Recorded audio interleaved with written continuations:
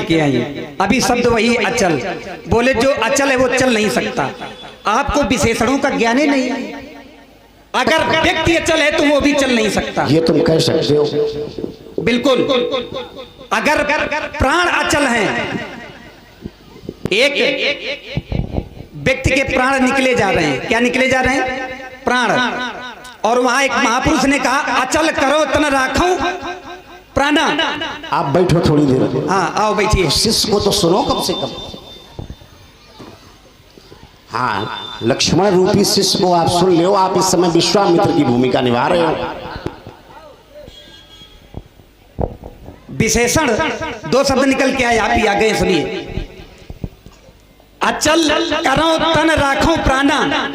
जो चीज सचल है अगर उसी को कोई रोक दे अचल। विशेषण किसके साथ लगा ये महत्वपूर्ण है। यहां विशेषण है वर के साथ।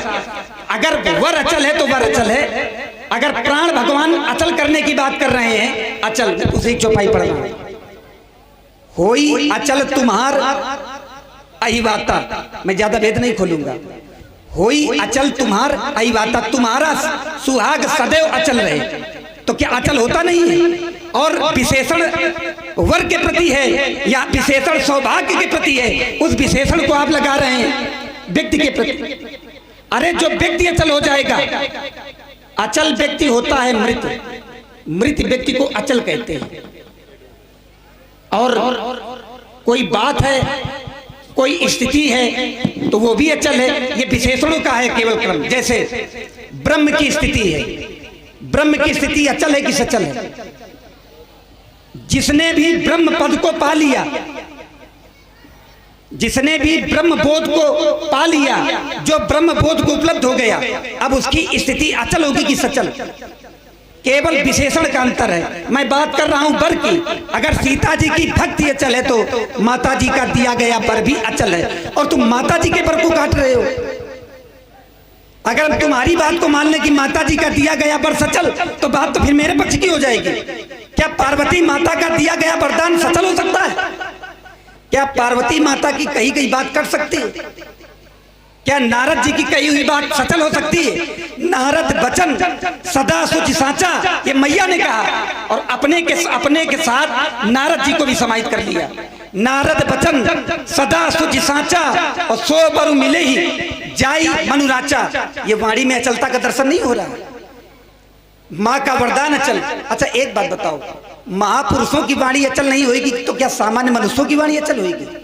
ये सामान्य मनुष्य अपनी बात को कह के पलट सकता है।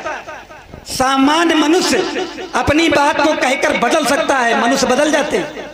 लेकिन महापुरुष जो कहते हैं, महापुरुषों की बात अचल होती है। इसलिए महापुरुषों की वाणी को कहते हैं आप्तवाणी। उनकी वाणी को कहते हैं आप्त प्रमाण। प्रमाण तीन प्रकार के होते हैं, प्रत्यक्ष, अनुमान, आप्त। तो महापुरुषों की वाणी अचल है। और दूसरी बात आपने अब कही, देखिए विशेषण का अंतर है। जो व्याकरणविद बैठे हैं, भाषाविद वो जानते हैं।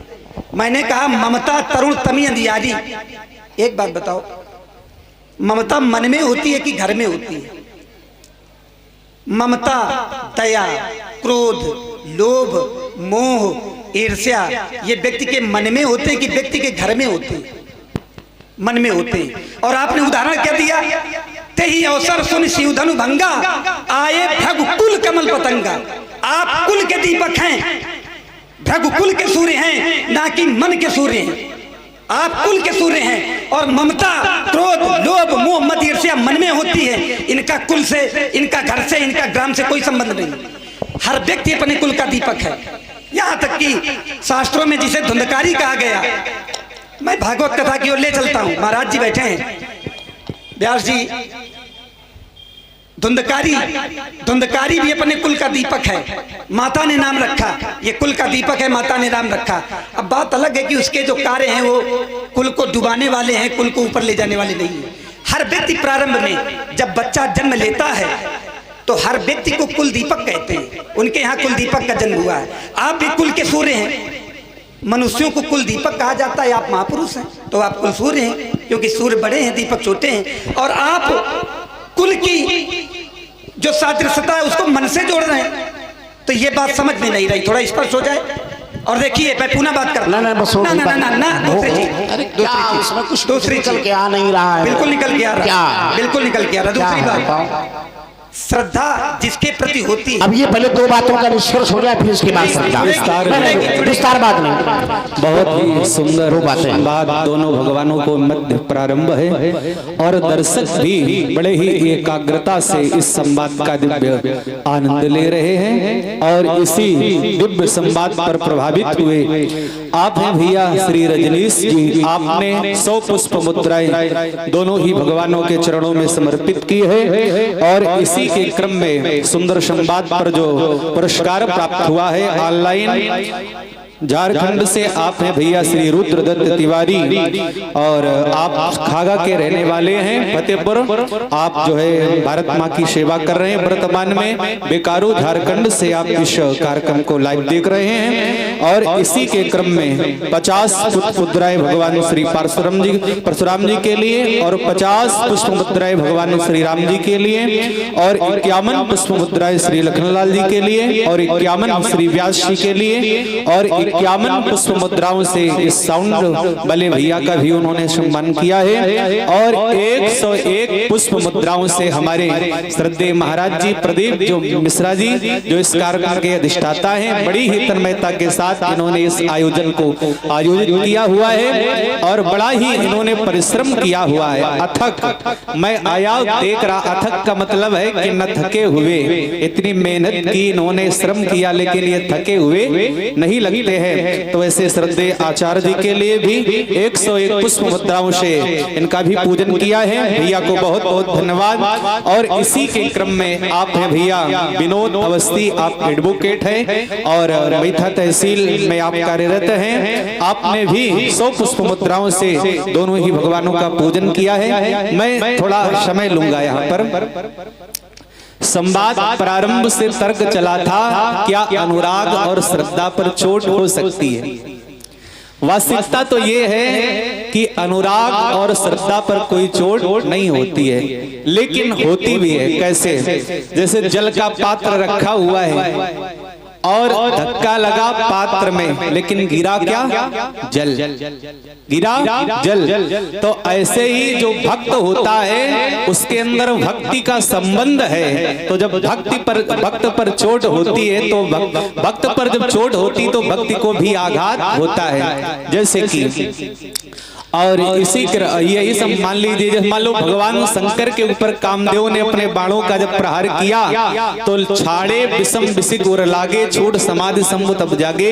तो हृदय में मारे लेकिन समाधि टूटी, तो हृदय का और समाधि से संबंध है, तो इसलिए वहां पर संबंध है और संबंध के कारण ही भक्ति को भी आघात होता है, अनुराग को भी होता है और धर्म पर होता ही। लक्ष्मण जी ने कह दिया, क्योंकि परमात्मा ने कहा है जब जब होए धर्म की हानि, तो धर्म पर तो आघात होता ही है। और विशेष बात ये चली कि राम जी माने जो जानकी जी का बर है वो अचल है क्या?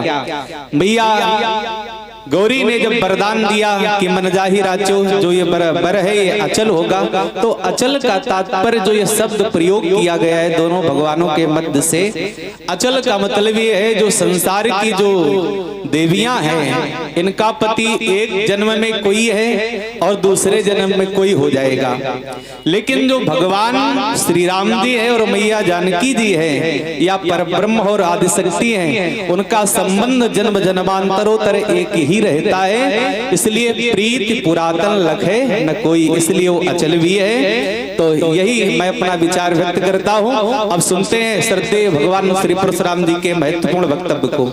लक्ष्मण कह रहा है, बोले महाराज अच्छा धुंधकारी से समता परशुराम की कर दी। देखो आचार्य जी ने बड़ा अच्छा वक्तव्य दिया है, लेकिन इसको समझने की आवश्यकता है। अचल और सचल को लक्ष्मण ने धुंधकारी की समता परशुराम से कर दी, का वो भी कुल का दीपक है। अच्छा धुंधकारी अपने कुल का दीपक है, उसने सर्वनाश कर दिया, और परशुराम भृगुकुल के दीपक हैं, तो परशुराम का पूरे सौर मंडल में यश है, दोनों में अंतर है।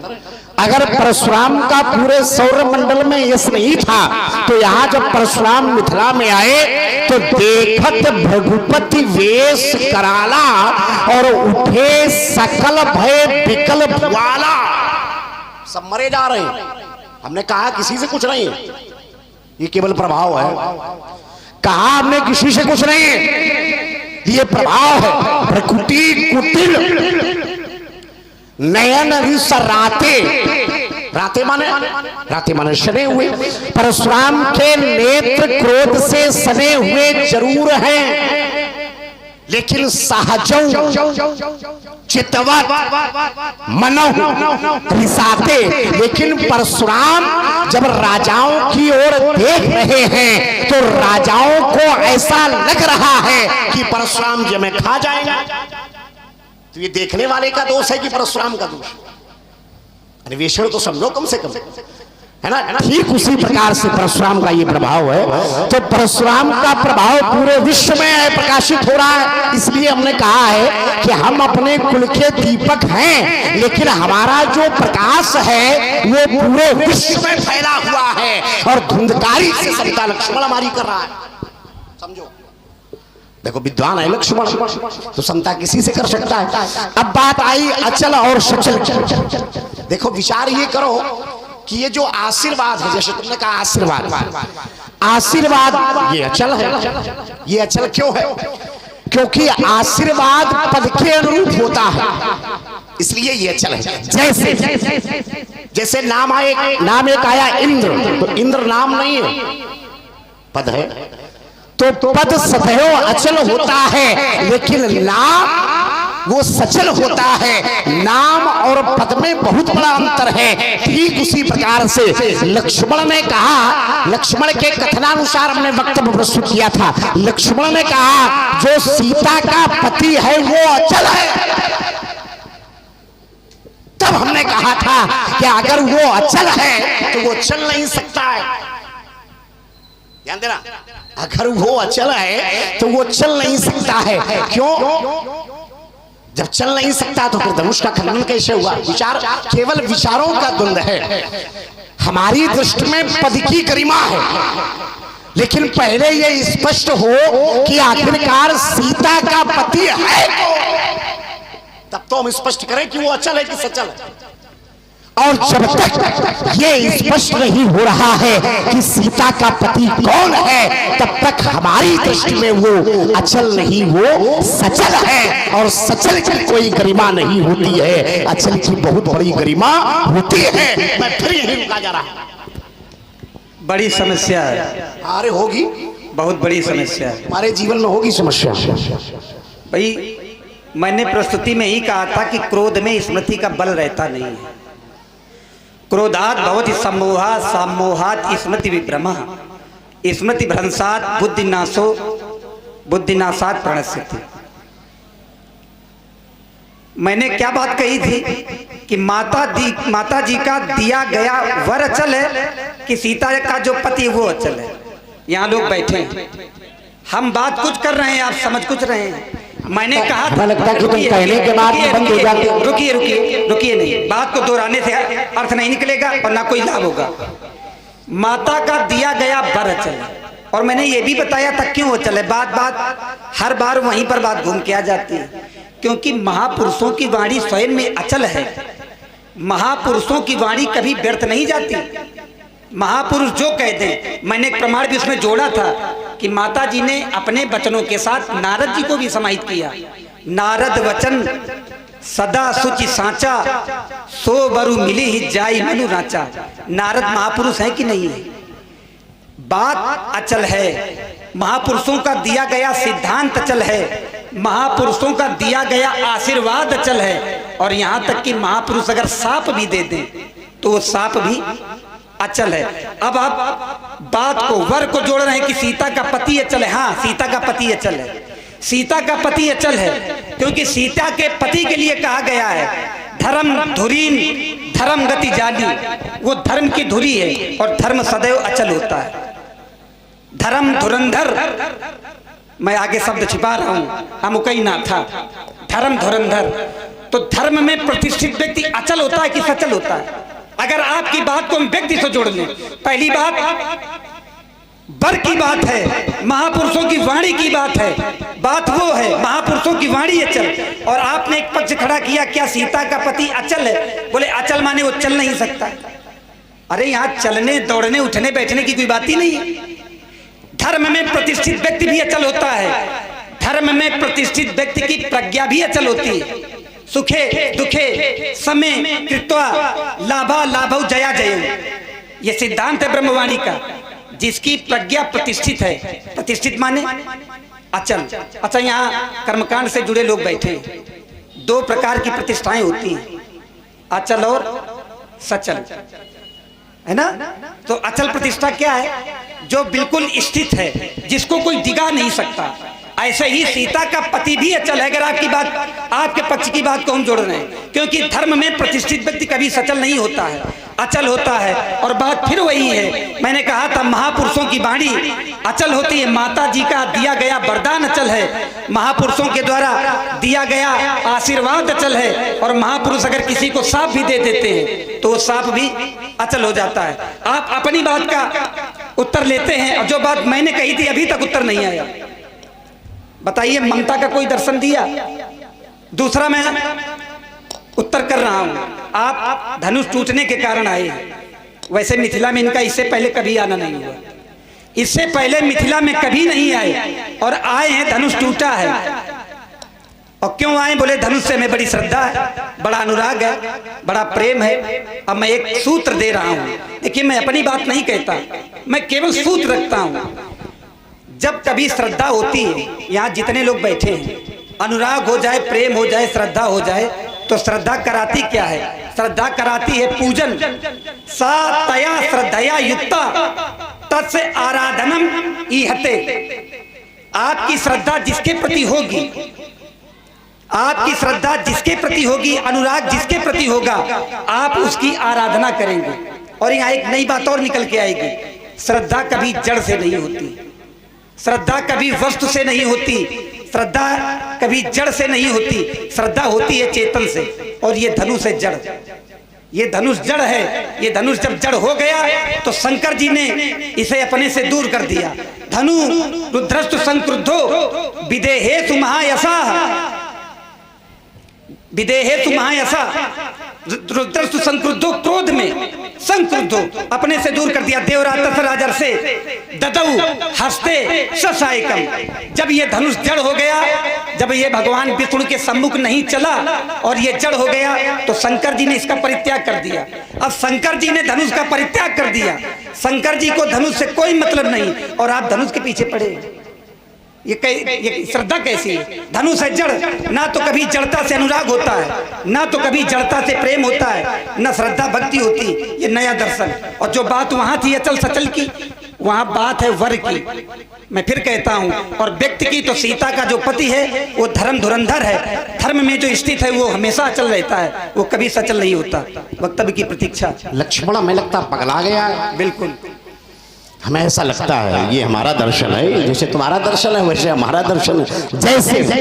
जैसे लक्ष्मण ने कहा कि ये धनुष जड़ था, ये स्वीकार करते हो आप लोग कि धनुष जड़ था? हाँ बोलिए। हम ये कहते हैं कि भगवान के हाथों में कोई भी वस्तु अगर पहुंच जाती है तो फिर वो चेतन हो जाती है, फिर वो साधारण नहीं, फिर वो दिव्य हो जाती है। जैसे चिता की राख बड़ी अपवित्र मानी जाती है, चिता की राख बड़ी अपवित्र मानी जाती है, बड़ी दूषित मानी जाती है। और वही चिता की राख जब भगवान शंकर अपने शरीर पर लगाते हैं तो राख का परिवर्तन हो जाता है, फिर वो राख नहीं, फिर वो भस्म के रूप में परिवर्तित हो जाता है, मूल्य बढ़ जाता है उसका। अब क्या मानोगे इसको? ये धनुष कैसा था? जड़ था। बस यहीं रुक जाइए। अच्छा बोलिए बोलिए। तुम बोले हो तो उसको सुन ले, बहुत अच्छी बात है ना। हाँ ठीक ठीक। क्योंकि तुम बोलोगे तो फिर व्याकरण में कई सारे सूत्र लगाओगे, कई सारे बिंदु लगाओगे, कई सारे अन्वेषण लगाओगे, लेकिन उत्तर फिर भी नहीं आएगा। बोलिए बोलिए। कम से कम उसको समझो तो। हमने कहा कि जड़ जड़ है, जैसे लक्ष्मण ने कहा कि धनुष जड़ था, तो जो चेतन को जड़ करे जड़े करे चेतन असमर्थ, आगे वाला तुम जानते हो, सभी लोग जानते हैं, तो उसको बुलाओ। जो चेतन को जड़ करे वो यहां पर है, जो चेतन को जड़ करे और जड़े करे चेतन। अगर तुम्हारी दृष्टि में ये धनुष जड़ है तो जिसमें ये सामर्थ्यता है कि जड़ को चेतन कर सकता है तो उसको बुलाओ। बुलाओ, वो कौन है? वो केवल एक है, वो है भगवान। तभी हमने कहा था कि भगवान के हाथों में अगर कोई साधारण वस्तु पहुंच जाती है फिर वो साधारण नहीं रहती है, फिर वो दिव्य वस्तु हो जाती है। ये धनुष पहले साधारण था, लेकिन जैसे ही भगवान शंकर के करकमलों में विराजमान हुआ है वैसे ये दिव्य धनुष हो गया। तो इमे द्वै धनुषी दिव्य श्रेष्ठे लोका, कैसे चले इसको तो समझाओ। जैसे एक शब्द तुमने प्रयोग किया कि महापुरुषों की वाणी और महापुरुषों का आशीर्वाद वो अचल होता है, तो परशुराम को क्या मानते हो? महापुरुष नहीं मानते हो? मानते हो? मानना भी चाहिए। परशुराम को महापुरुष मानो। तो अगर परशुराम को महापुरुष मानो तो हमने सीता को अखंड सौभाग्यवती होने का आशीर्वाद दिया, तो वो अचल है।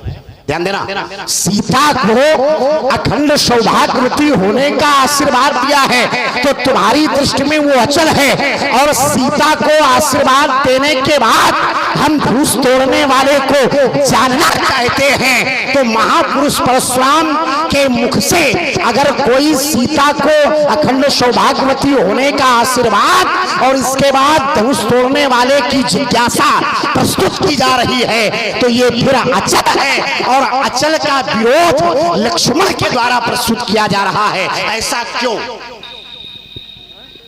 ये भी तो बताओ भाई। मिथिला में हमारा किसी ने विरोध नहीं किया। विरोध करें राजा जनक जिसके यहां स्वयंवर आयोजित हुआ, वो तो भाग गया, हाँ चला गया। अतिगर उत्तर देत नाही कुटिल भूप हर्षे मनमाई, वो भाग गया। अरे विरोध करें तुम्हारे गुरु बाबा विश्वामित्र, वो भी भाग गए। विरोध करे तुम्हारा भैया राम, तो जिसको विरोध करना चाहिए वो कह रहा है नाथ शंभु धनु भंजनी हारा और होशी केहू एक दास। तुम्हारा महाराज धनुष तोड़ने वाला कोई आपका दास है? आए हमारे लिए क्या है?